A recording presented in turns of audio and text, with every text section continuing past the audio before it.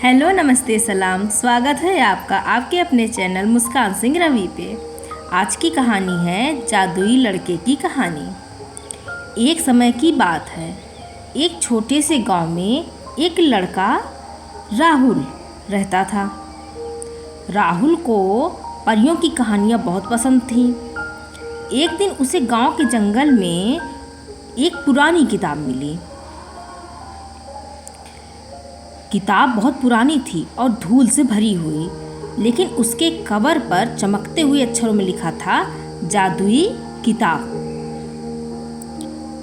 राहुल ने उत्सुकतावश उसे खोला और पढ़ना शुरू कर दिया। पहले ही पन्ने पे लिखा था कि यह किताब किसी जादुई दुनिया का द्वार है और जिसने भी इसे पढ़ा वह उस दुनिया में प्रवेश कर सकता है। राहुल की आंखें चमक उठी। उसने पन्ना पलटना शुरू कर दिया। अचानक किताब के पन्ने अपने आप पलटने लगे और राहुल को एक चमकती हुई रोशनी में घेर लिया।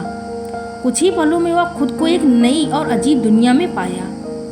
यह दुनिया बहुत खूबसूरत थी। चारों ओर रंग बिरंगी तितलियां उड़ रही थी और हरे भरे पेड़ पौधे थे।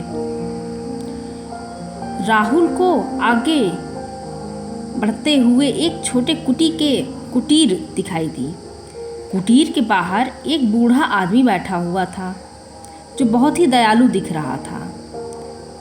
राहुल ने उससे पूछा, यह कौन सी जगह है और मैं यहाँ कैसे आया?